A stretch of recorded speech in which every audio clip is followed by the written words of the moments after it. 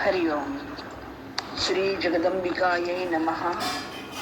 ओम ऐं ह्रीं क्लीं चामुंडायै विच्चे. ओम नमश्चंडिकायै. आज गुप्त नवरात्राची दुर्गाष्टमी आहे आणि आज आपण चतुर्थ स्कंदाला सुरुवात करतोय. तर जन्मेजय व्यासमहर्षींना म्हणतात की म्हणे आज तुम्ही मला कृष्ण चरित्राची माहिती सांगा. तर आज आपण सर्वजण कृष्ण चरित्राची आठवण करू अष्टमीला. त्याने विचारलं की कृष्ण हा वसुदेवाचा पुत्र आहे आणि वसुदेव हा शूरसेनाचा पुत्र आहे. तर मी असं ऐकलं होतं की वसुदेव हा अतिशय धर्मपरायण आहे. असं असूनचा देवकी आणि वसुदेव कंसाच्या कारागृहामध्ये का राहिले, आणि मुख्य म्हणजे कंसाकडून जेव्हा देवकीची 6 पुत्रांचा वध झाला आणि 7वीची मुलगी त्याला झाली, म्हणजे ती जी त्याने दगडावर आपटली, तर ती न तिचा वध होता ती वर आकाशात उडून गेली आणि आकाशात ती अष्टभुजा नारायणीच्या रूपामध्ये प्रकट झाली. हे सगळं काय आहे? जर का कृष्ण प्रत्यक्ष भगवान होता तर त्याने आपल्या मातापित्याला कारागृहात कसं काय राहू दिलं, आणि स्वतः सुद्धा एवढे विष्णूचा अवतार असून सुद्धा सगळे सुखभोग आनंद सगळं असताना, लक्ष्मी स्वतः तिथे असताना सुद्धा कृष्णाला म्हणजे विष्णूला वारंवार का जन्म घ्यायला लागतो. आणि दुसरी गोष्ट म्हणजे अशी की जन्मताक्षणी कारागृहातून सुटला आणि तो गोकुळामध्ये गेला आणि जन्मल्यापासून तो अनेक राक्षसांना मारतोय. अतिशय कठीण असं आयुष्य त्याच्या वाट्याला आलं. मग तो जर का भगवंत आहे तर त्याला एवढा त्रास का झाला? त्याच्यानंतर कृष्णाला आणि अर्जुनाला नरनारायणाची रूप असं मानलं जातं. विष्णूचे अवतार आहेत. एवढे योगी सिद्धी संपन्न असून सुद्धा मग त्यांना मानवाचं शरीर काय घ्यायला लागलं. मी असं ऐकलंय की यादवांचा विनाश हा ब्राह्मणाच्या एका शापाने झाला आणि गांधारीच्या शापाने श्रीकृष्णाचा वंशाचा विनाश झाला. शंभरासुराने कृष्णपुत्र जो प्रद्युम्न, रुक्मिणी आणि कृष्णाचे प्रथम पुत्र प्रद्युम्न ह्याचं हरण झालं. कसं तर दुर्गम असा द्वारकेमध्ये एवढ्या त्या महालामध्ये आतमध्ये सुतिकागृहामध्ये कोण गेलं आणि त्याचं अपहरण केलं, आणि खरं म्हटलं तर कृष्ण सगळं थांबू शकला नसता का? हे आणि असे अनेक प्रश्न मला नेहमी पडतात, कारण आमच्याच वंशात, मी त्यांच्याच वंशातला पुढे आहे. आता महायुद्ध पण झालं, भारतीय महायुद्ध झालं. हे मुळामध्ये हे धर्मयुद्ध होतं का? हे नीतीचं युद्ध होतं का? आणि ह्याच्यामध्ये काही छलकपट झालं का?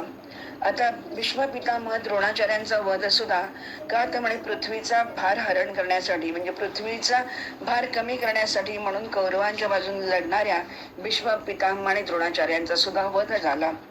पांडवांनी राजसूय यज्ञ केला तरी सुद्धा त्यांना आणि प्रत्यक्ष कृष्ण त्यांच्या बाजूने असून सुद्धा त्यांना अनेक संकटांना तोंड द्यायला लागलं. द्रौपदीची वस्त्रहरण झालं, द्रौपदीची लांछना झाली, असं सगळं असून सुद्धा द्रौपदीला इतका त्रास झाला. द्रौपदी तर अखंड कृष्ण कृष्ण नाम घेत होती तरी सुद्धा तिच्या वाट्याला हे सर्व का आलं? तर तेव्हा व्यास म्हणतात, तुझे सगळी प्रश्नाची उत्तर अगदी बरोबर मी देणार आहे माझ्या हिशोबाप्रमाणे. तरी सुद्धा मी तुला एकच सांगतो राजन, किमेतत् वक्तव्यम कर्मणाम गहना गतिही. कारण जेव्हापासून ही त्रिगुणात्मक ब्रह्मांड निर्माण झालं तेव्हापासूनच कर्मामुळेच सर्वांची उत्पत्ती झाली असं म्हटलं जातं. आणि याच्यामध्ये काहीच संशय नाही, कारण सुरुवातीपासून शेवटपर्यंत संपूर्ण जीवसृष्टी ही कर्मरूपी बीजापासूनच उत्पन्न होते. म्हणजे काय, आपण बऱ्याचदा विचारतो ना की अधिक कर्म का अधिक शरीर, अधिक शरीर का अधिक कर्म, म्हणजे जसं आपण म्हणतो की अधिक अंड का अधिक कोंबडं, तर त्याचं उत्तर एकच आहे की पहिलं कर्म निर्माण होतं आणि मग कर्म भोगण्यासाठी, म्हणजे वाईट आणि चांगलं, पाप आणि पुण्य हे सगळं भोगण्यासाठी परत शरीर निर्माण होतं. आपण बऱ्याचदा म्हणतो ना की माझं 7 जन्माचं वैर राहील. आता अर्थ त्याचा असा आहे की 7 जन्म हे तुम्ही स्वतःनी मागून घेतलेले आहेत आणि त्या 7ही जन्मामध्ये तुम्ही कोणाशी तरी वैर करणार आहात किंवा कोणाबरोबर ते तुमचं प्रेम राहणार आहे. म्हणजेच काय, तर तुमचं कर्मच, तुमचं प्रारब्ध तुम्हाला शरीर जीव भोगायला लावतं. आणि म्हणून समस्त जीवांची उत्पत्ती ही कर्मातूनच होते.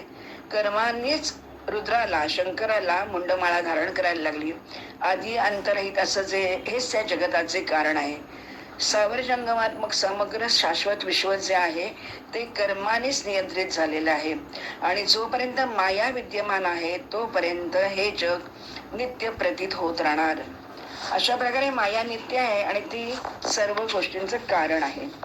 आता तुला मी एक सांगतो की विष्णूंनी वारंवार जन्म का घेतले, विष्णूला काय म्हणजे शरीर म्हणजे मनुष्य योनीतून सुद्धा त्याला जावं लागलं.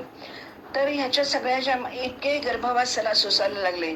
आता खरं म्हटलं तर एवढं सगळं छान प्रत्येकाला आयुष्य मिळालेलं असताना सुद्धा गर्भामध्ये त्या एवढूसा गर्भाशय त्याच्यामध्ये ते अनेक किडे त्याला टोचत असतात. त्याच्यानंतर अतिशय उष्णता आतमध्ये असते, दुर्गंधयुक्त तिथे घाण येत असते आणि त्याच्यामध्ये मध्ये ते तो गर्भ तिथे राहतो.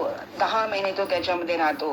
खरं म्हटलं तर हा गर्भवास सोसण्यापेक्षा कारागृहातलं जगणं किंवा शृंखला बेड्यामध्ये राहणं सुद्धा त्याच्यापेक्षा खूप चांगलं अशी खरं म्हटलं तर अवस्था आहे. मग असं असताना हे सगळं का बरं होतं? आणि मनुष्य तप यज्ञ दान सगळं करतो तरी सुद्धा पुण्य संपल्यानंतर त्याला परत खाली काय यावं लागतं. अगदी ह्याच्यामध्ये इंद्र सुद्धा याला अपवाद नाही. रामावतारामध्ये देवतांना कर्मबंधनामुळेच वानर बनायला लागलं आणि कृष्णावतारामध्ये कृष्णाच्या सहाय्यतेसाठी देवतांना यादव बनावं लागलं. अशा प्रकारे प्रत्येक युगा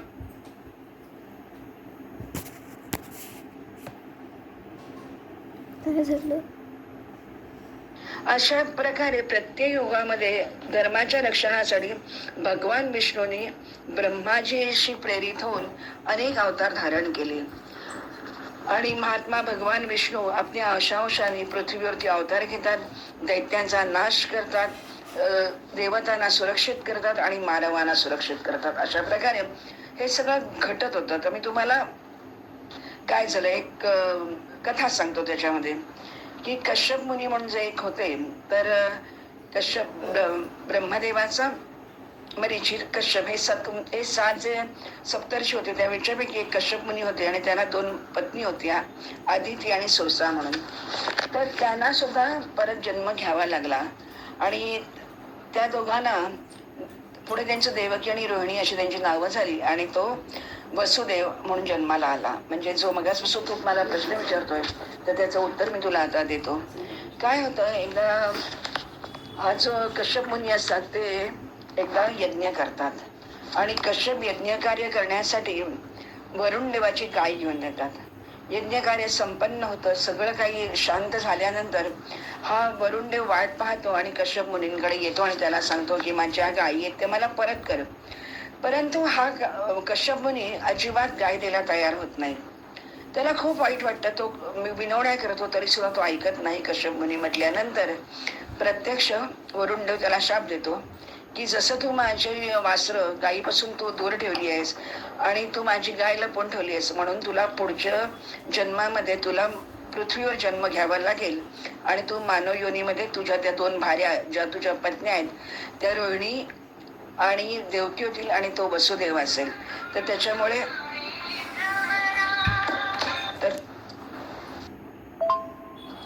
आणि ही जी आदिती असेल ती कायम मृतवत्स होईल. म्हणजे तिला मुलं होतील पण तिची मुलं मरतील आणि त्याचबरोबर तुला अतिशय कष्ट भोगावे लागतील. आणि अशा प्रकारे हा पहिला शाप इथे मिळतो. म्हणून तो काय करतो वरुण देव पुढे त्या ब्रह्मदेवाकडे जातो आणि त्याला सांगतो की असं असं मी कश्यप मुनींकडे गाय मागितली पण ते काही तो माझी गाय द्यायला तयार नाही, तर म्हणून तू आता काय ते कर. तर ब्रह्मदेवालाही खूप वाईट वाटतं की असं दुसऱ्याची वस्तू हरण करणं अतिशय चूक आहे आणि गायीचं तर मुळच हरण करायचं नाही, म्हणजे गाय तर मूळ चोरता कामा नये. आणि म्हणून ब्रह्मदेव प्रत्यक्ष वरुण देवाला घेऊन याच्याकडे जातो, कश्यप मुनींकडे जातो. आणि कश्यप मुनी त्याचंही काय ऐकत नाही, कारण काय लोभ हा जो अहंकार आणि लोभ आहे तर त्याच्यामुळेच या सगळ्या नको नको त्या गोष्टींना आपल्याला तोंड द्यायला लागतं. पण आता ऐकत नाही म्हटल्यानंतर मग शेवटी ब्रह्मदेव सुद्धा आपला जरी पुत्र असला तरी सुद्धा तोही त्याला शाप देतो की तोही पृथ्वीवरती जाशील, यदुवंशामध्ये जन्म घेशील आणि 2 पत्न्यांच्या बरोबर तुला गोपालनाचं कार्य करावं लागेल. अशा प्रकारे अंशातर घेऊन पृथ्वीचा ओझं हलकं करण्यासाठी वरुण देव तथा ब्रह्माजी महर्षी कश्यपाला शाप देतात. आता ते तुमच्या लक्षात येईल की या शापाच्या मागे सुद्धा एक काहीतरी घटना आहे. म्हणजे शाप कशासाठी दिलाय तर पृथ्वीवरचा भार हलका करायचा आहे आणि म्हणून कृष्णाला जन्माला घालायचं आहे. आणि म्हणूनच कश्यपाच्या मनामध्ये एक लोभ, एक अहंकार, एक असूया, तृष्णा निर्माण होते की काय झालं तरी आपण ही गाय त्याला द्यायची नाही. कोणाला? वरुण देवाला. आणि म्हणून वरुण देव आणि ब्रह्मदेव हे दोघ जण त्याला शाप देतात. आणि अशा प्रकारे कृष्णाचा म्हणजे वसुदेव, देवकी आणि रोहिणी हे इथे जन्माला येतात. आणि त्याच वेळेला काय होतं, पुढे कश्यपाची भार्या जी दिती आहे तर ती एकदा खूप चिडते आदितीवरती आणि ती शाप देते आणि सलग तुझी 7 पुत्र तुला होतील आणि ते सुद्धा मृत प्राप्त होतील आणि असं तुझं वारंवार घडेल. तर असं ती सांगते. आता इथे गंमत अशी आहे की दक्ष प्रजापतीची दिती आणि आदिती नावाच्या 2 सुंदर कन्या होत्या आणि त्याने दक्ष प्रजापतीने कश्यप मुनींना दिली आहेत. आता इथे काय होतं की आदितीला अतिशय सुंदर, तेजस्वी आणि इंद्र होतो, म्हणजे देवांचा देव होतो इंद्र. तर तो आदिती त्याला जन्माला घालते आणि त्याच वेळेला तिच्याही मनात येतं, कारण त्या दोघी बहिणी आहेत आणि त्याच दोघी आता सवती झालेल्या आहेत. तर आदिती वेळेला झाल्यानंतर दिती म्हणते कश्यपांना की तुमच्याही अमोघ वीर्यातून, तुमच्या तपश्चर्येतून मलाही एखादा इंद्रासारखा पुत्र व्हायला हवा. तेव्हा कश्यप मुनी म्हणतात काही हरकत नाही, कारण ती त्यांची पत्नी आहे आणि पत्नीने अपेक्षा केल्याबरोबर ती पतीने पूर्ण करणं गरजेचं असतं. आणि म्हणून ते तिला सांगतात की तू असं कर दिती, तू पयोव्रत कर आणि ते व्रत अतिशय कठीण आणि नियमांचं काटेकोर पालन केलंस तर तुला एक अतिशय छान पुत्र जन्माला येईल. आणि म्हणून खरोखर ही दिती आहे ती पयोव्रत करते आणि दिसामासी तिचा गर्भ वाढत राहतो आणि गर्भ वाढत असल्यामुळे ती अतिशय तेजस्वी, कांतिमान दिसते आणि तिच्या मनामध्ये फक्त आपल्याला एक छान पुत्र होईल हेच आहे. आणि त्याच वेळेला आदितीच्या मनामध्ये सौती मत्सर जागा होतो आणि त्याचबरोबर तिच्यातलं मातृत्व जागा होतं, म्हणजे दुष्टपणा एका बाजूने जागा होतो. आणि तिला वाटतं की माझ्या इंद्रापेक्षा तर हिला कोणी सरस होणार नाही ना, माझ्या इंद्राला मागे टाकणार तर कोणी पुत्र तिला होणार नाही ना. आणि ती असं मनात विचार करते की शत्रू जो असतो तो अंकुरित होण्या अगोदरच सरा नष्ट केला पाहिजे, कारण तो जर का पुढे वाढत राहिला तर त्याचा वध करणं किंवा त्याला नष्ट करणं खूप कठीण होईल. आणि म्हणून तिच्या मनामध्ये अखंड हृदयामध्ये असं सारखं जळजळ होत असते. मग ती एक दिवशी इंद्राला सांगते तिच्या मुलाला की तू असं कर की तुझ्यापेक्षा कोणी श्रेष्ठ मूल जन्माला यावं हे मलाच पटत नाही, तर त्यामुळे तू तुझ्या मावशीकडे जा आणि तिच्याशी गोड गोड बोल आणि काही कारण तिचा तो गर्भ जाळून टाक, नष्ट करून टाक. तर तो इंद्रच आहे. तर म्हणून तो इंद्र काय करतो, इंद्र तिच्याकडे जातो आणि मावशीला सांगतो की म्हणजे दितीला सांगतो, दिती मावशी तुझ्यात आणि आईच्यात मी काही भेद करत नाही, तुम्ही दोघी मला सारख्या जा.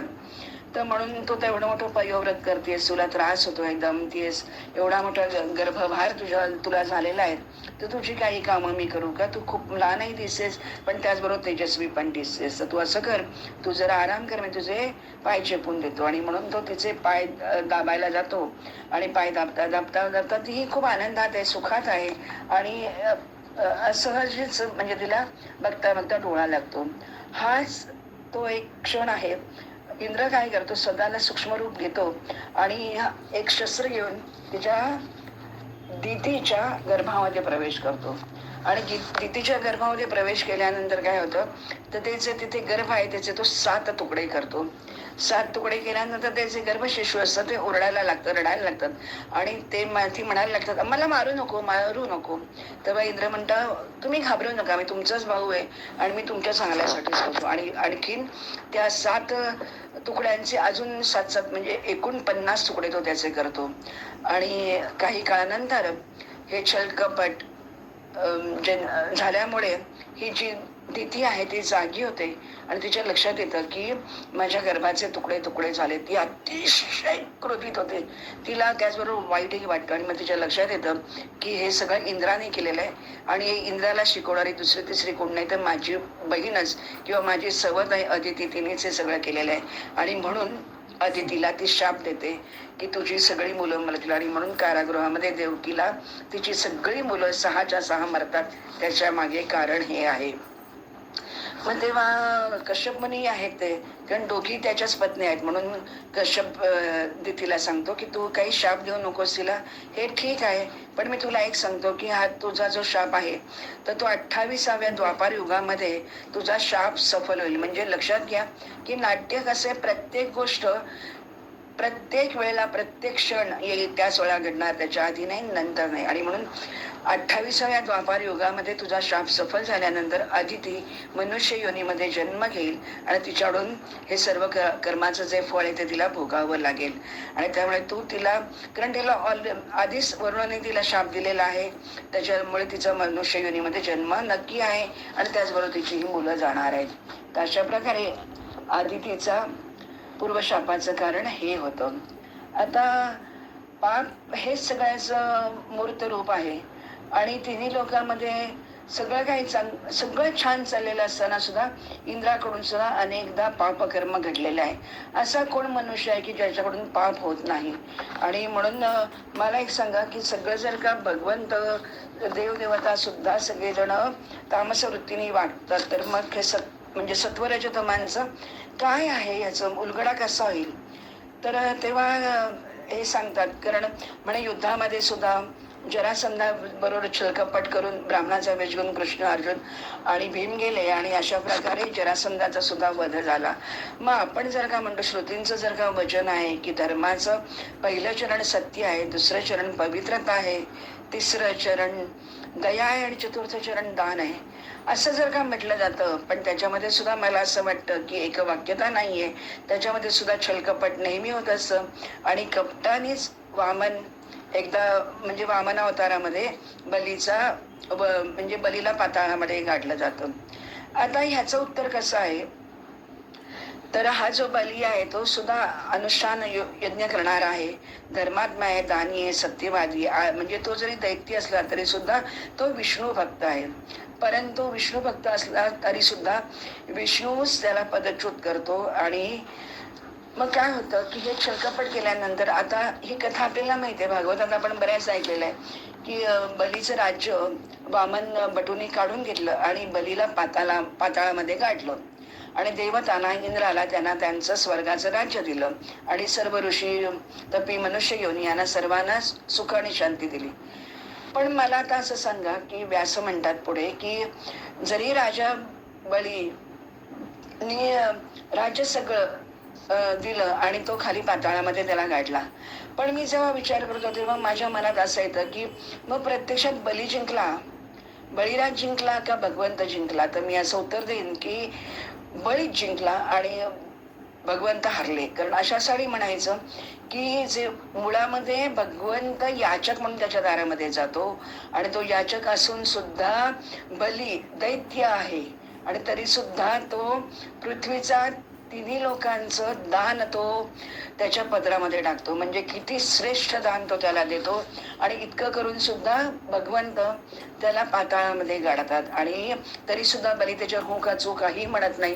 त्याचे गुरु त्याला सांगतात की हा छलकपट करतोय, त्याला तू हे करू नको, हा वामन हा विष्णूच आहे आणि तो तुला म्हणजे तुला नेस्तनाबूत करण्यासाठी आलाय. पण तरी सुद्धा तो म्हणतो की याचक माझ्या दारामध्ये आलेला आहे तर ही माझी श्रेष्ठता आहे, कारण मी प्रल्हादापासून आमच्याकडे सगळं चालत आलेलं आहे की दान द्यायचं आणि आम्ही विष्णू बघतो. तर त्याच्यामुळे मला काही वाटत नाही, जरी माझं सगळं राज्य गेलं तरी भगवंताला मी दान दिलंय हा मला आनंद आणि मला त्याच्याबरोबर भगवंताने संपूर्ण त्याचं दर्शन दिलं. आणि शेवटी हा जन्म काय आणि मृत्यू काय हे काय कधीतरी कोणी जिंकतं, कोणी हरतं, कोणी जिंकतं, हे सगळं चालूच असतं.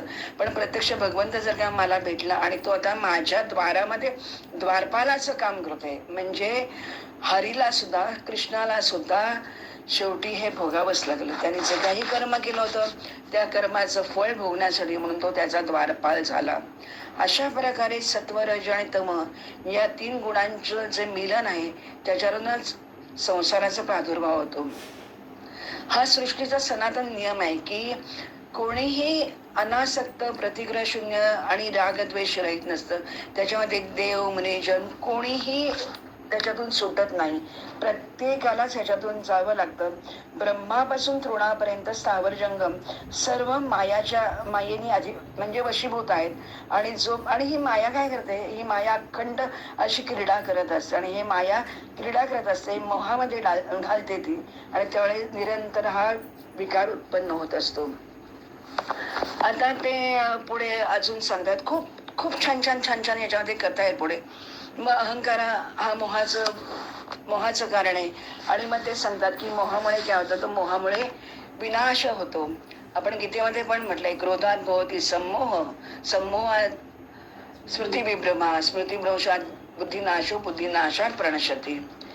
तर अशा प्रकारे हा जो राग आहे, द्वेष आहे, लोभ आहे, सत्ता आणि मोह हे जे सगळे आहे, हे सगळं तुम्ही किती यज्ञ करा, दान करा, तीर्थ करा, तप करा, तरी सुद्धा जोपर्यंत तुमच्या मनामध्ये अहंकार आहे किंवा जोपर्यंत तुमच्या मनामध्ये लोभ आहे, तोपर्यंत कर्माची गती कळणं अतिशय मुश्किल आहे.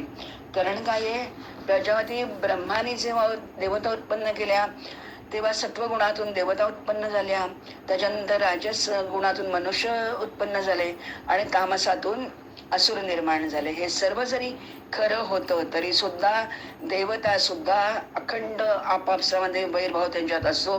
मग पशुपक्ष्यांमध्ये वैरभाव आणि असलं तर काय काय चूक आहे. कारण प्रत्यक्ष इंद्र किंवा अनेक देवदेवता सुद्धा आपापसात वैरभावाने एकमेकांशी छलकपट करतात.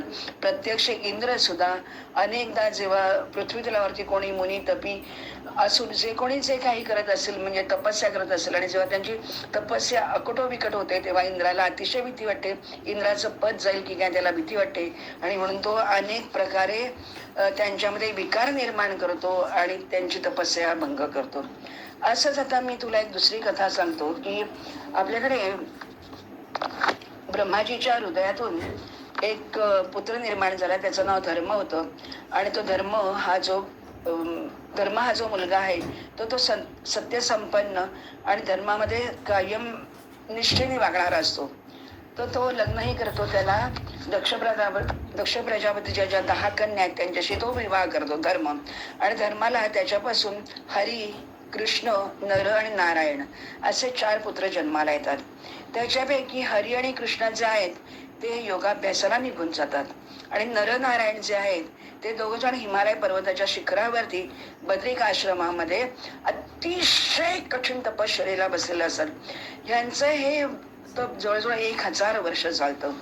आणि तेव्हा इंद्राच्या मनात येतं की हे दोघं जण नरनारायण जे तपश्चर्येला बसलेले आहेत, तर त्यांच्या मागे काय करणार असेल, हे तर माझं म्हणजे इंद्राचं पद तर घालवणार नाहीत ना, आणि मला तर हे खाली खेचणार नाहीत ना. कारण हे धर्मपुत्र नरनारायण अतिशय तपस्वी आणि ध्यानपरायण दिसतात. आणि म्हणून त्याला भीती वाटते. म्हणून तो एक दिवशी काय करतो, आपला ऐरावत घेतो, हत्तीवर बसतो आणि गंधमादन पर्वतावरती जातो. आणि तिथे जाऊन बघतो, तो अक्षरशः अतिशय जसं जणू काही तेजाचा लोळ आल्यासारखं तिथे त्या गंधमादन पर्वतामध्ये बद्रिकाश्रमामध्ये 2 अत्यंत दीप्त तेजस्वी असे जणू काय 2 सूर्यच आहेत.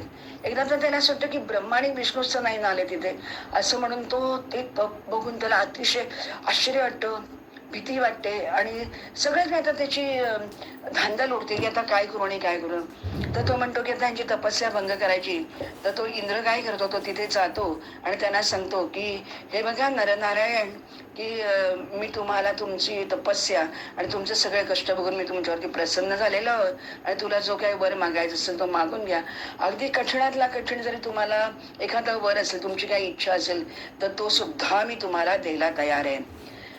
हे सगळं तो सांगतो. तर तेव्हा त्याला वाटतं की आता हे नरनारायण, शेवटी मोह आहे ना माणसाला, लोभ आहे, आणि म्हणून त्याला वाटतं की आता ते उठतील आणि आपल्याकडे नमस्कार करतील, आपली स्तुती करतील आणि आपल्याकडे काहीतरी मागतील, आणि म्हणजे मग आपोआपची तपस्या भंग होईल. आपण एकदा वर देऊन टाकला की आपल्याला आपल्या इंद्रपदाला काही भीती राहणार नाही. पण इथे गंमत अशी होते की ते ध्यानमग्न दृढचित्त जे 2 ऋषी आहेत ते बिलकुल हलत नाहीत, डुलत नाहीत, बघत नाहीत, डोळे सुद्धा उडून बघत नाहीत. आणि म्हणून इंद्राला अतिशय राग येतो. म्हणून तो काय करतो की सामदामदंडभेद जसं आपण म्हणतो तसा इंद्र असं काहीतरी भयानक अशी मोहिनी माया निर्माण करतो. त्याच्यातून सिंह, व्याघ, हत्ती असे हिंसक प्राणी तो सोडतो, त्यांनी सुद्धा त्यांना भीती वाटत नाही. मग प्रचंड वादळ निर्माण करतो, खूप वर्षाव करतो पाण्याचा, अग्नी निर्माण करतो, तर काही मोहिनी माया तो रचतो, पण कशाची त्यांना भीती वाटत नाही.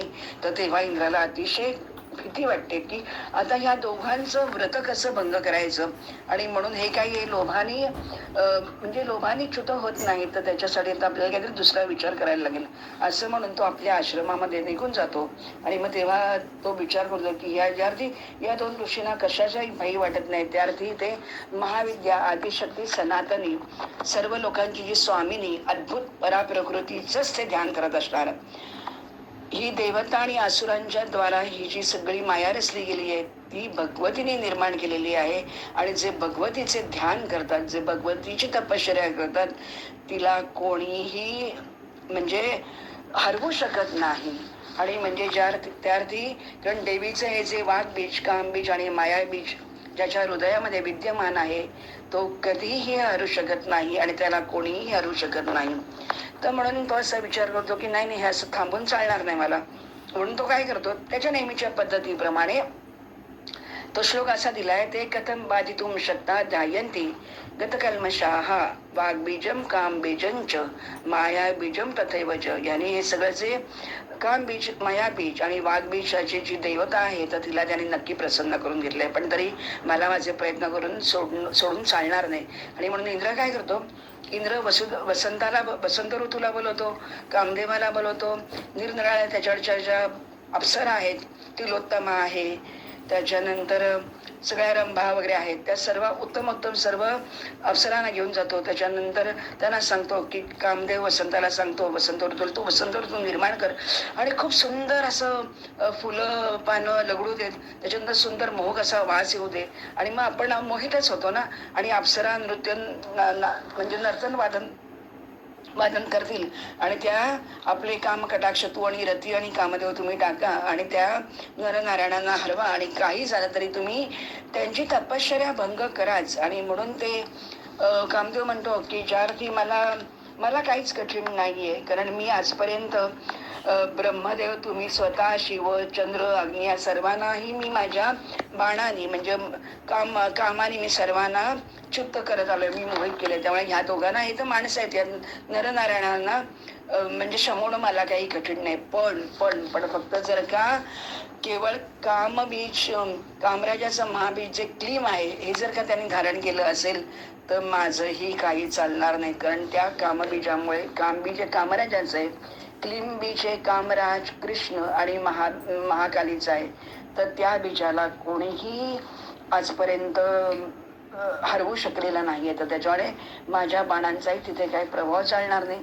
तरी सुद्धा मी प्रयत्न करतो की त्या तपस्व्यांची तपस्या भंग करायचं.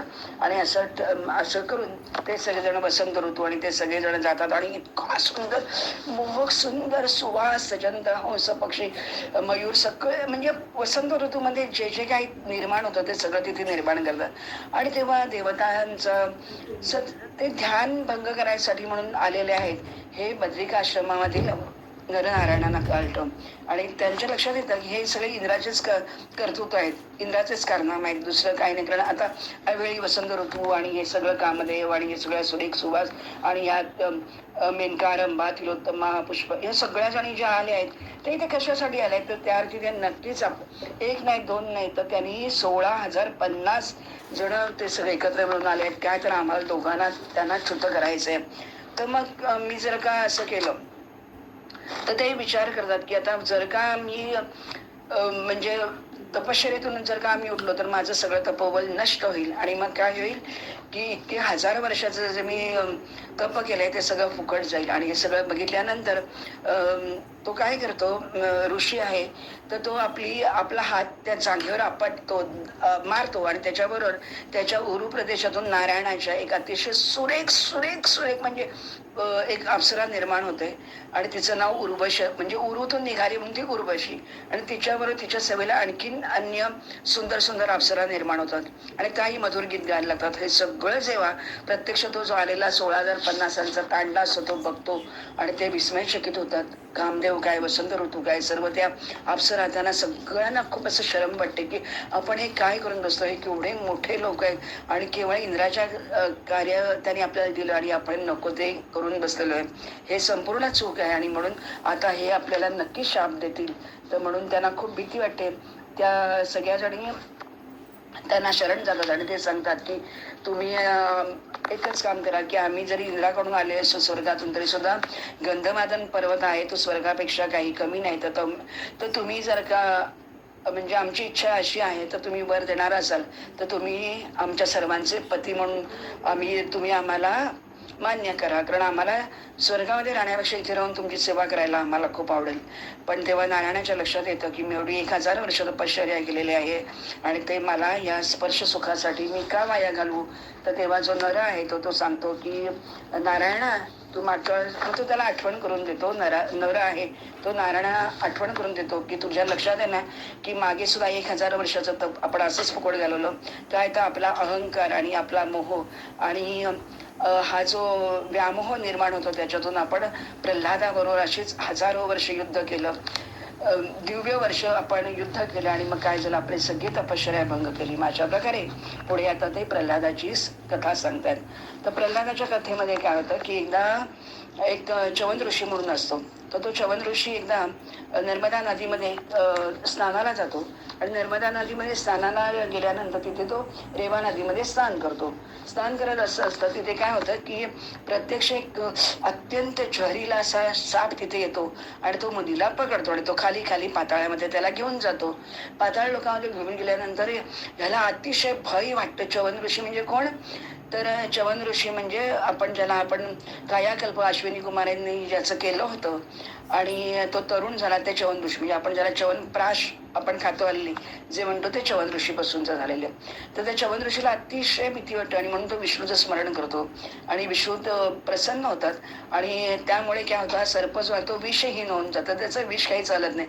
म्हणजे यश स्मरण मात्रेना जन्म संसार बंधनात. तर तशा प्रकारे विष्णूचं स्मरण केल्याबरोबर तो सर्पही काही करू शकत नाही आणि उलट सर्पाला अशी भीती वाटते की हा मुनी महातेजस्वी तर तोच मला शाप देईल आणि म्हणून तो काय करतो, शांतपणाने तो पाताळ लोकांमध्ये घेऊन जातो. तर तिथे नागकन्या त्याला बघतात आणि नागकन्यांद्वारे या तपस्वी च्यवनचं तिथे आदरातिथ्य होतं आणि तो आता रसातलामध्ये पाताळामध्ये सगळे अगदी निर्भय होऊन तो फिरत असतो.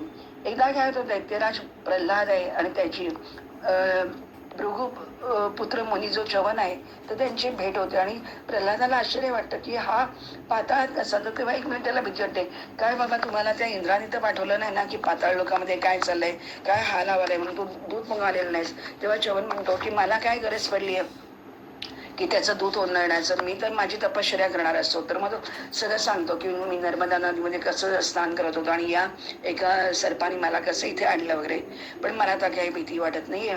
तर तेव्हा प्रल्हाद म्हणतो की ठीक आहे, माझं भाग्य तुम्ही दर्शन झालं, मग तुम्ही मला आता सांगा की तुमच्या पृथ्वी पातळावरती किंवा आकाशामध्ये अशी कुठली कुठली तीर्थ आहेत की तिथे जाऊन आम्ही स्नान करावं, तिथला आनंद घ्यावा आणि प्रसन्न व्हावं. मग तेव्हा तो सगळं सांगतो, म्हणजे च्यवन सांगतो की नैमिषारण्य चक्रतीर्थ आहे, पुष्कर तीर्थ आहे, तिथे सगळीकडे तुम्ही जा आणि खूप म्हणजे तुम्हाला प्रसन्न आणि आनंद वाटेल. म्हणून हे सगळे असुरांना घेतो प्रल्हाद आणि तो जातो. अनेक ठिकाणी तो दर्शन वगैरे घेतो. इथे बघता बघता तो गंधमादन पर्वतावरती बद्रिकाश्रमाच्या इथे येतो. बद्रिकाश्रमाच्या इथे आल्यानंतर तो प्रत्यक्ष बघतो की अशी धारदार असं कोणतरी चकचकती पाती अशी शस्त्र तिथे ठेवलेली आहेत आणि त्या पर्वतावरती अत्यंत दोन तेजस्वी म्हणजे महातेजानी म्हणजे तळपते सूर्य असल्यासारखे दोन कोणतरी तिथे तपस्वी बसले आणि त्यांच्या बाजूला ही शस्त्र का, हे तर ब्राह्मतेज यांच्याकडे आहे आणि यांच्याकडे क्षत्रियांची आयुध कशासाठी. तर त्याला खूप राग येतो आणि तो म्हणतोय हे सगळं नाटक आहे यांचं, काही एक खोटारडे आहेत आणि म्हणून तो त्यांना अधवा बोलतो प्रल्हाद आणि त्यांना सांगतो की तुम्ही कसले पाखंडी आहेत आणि म्हणे हे सगळं तुम्ही बंद करून टाका आणि म्हणे मी आत्ता तुम्हाला बघतो की मी तुम्हाला आता मी तुमच्यावर आता युद्धच करतो आणि तुम्हाला संपवून टाकतो. त्याबरोबर नरनारायण त्यांचं तपश्चर्या भंग होते. आता नरनारायणाला आठवण करून देतोय तुझं त्यावेळेला काय झालं होतं म्हणून आणि मग तो नारायण आणि इतकं तुंबळ त्यांचं युद्ध होतं की तारकासुर युद्ध सुद्धा त्याच्यापुढे कमी, मधुकैटभांचा सुद्धा युद्ध त्याच्यापुढे.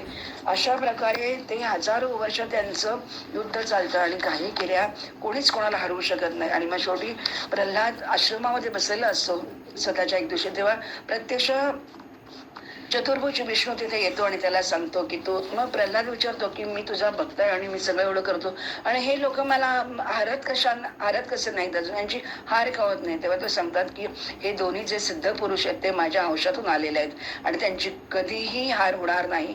तर त्याच्या हे नरनारायण नावाने प्रसिद्ध असे हे जितात्मा तपस्वी म्हणजे पृथ्वीच्या म्हणजे सर्वांच्या रक्षणासाठी हे तपश्चर्या करतायत. त्यामुळे तू असं काही करू नको, तू विठ्ठल लोकांमध्ये निघून जा आणि तिथे माझी तू अविचल भक्ती करत राहा. तर अशा प्रकारे तर तो नरनारायण एकमेकांना आठवण करून देतात की हे सगळ्याच्या मागे किती म्हणजे त्रास होतो प्रत्येकाला, तर त्याच्यामुळे हे सगळं सोडलं पाहिजे आपण. कारण राजा ययाती सुद्धा केवळ आणि केवळ लोभामुळे स्वर्गापदीचा इंद्र होता तो खाली येऊन पृथ्वी तलावरती राहतो. तर अशा प्रकारे आणि त्यालाही आपल्या शापाला सामोरं जावं लागतं.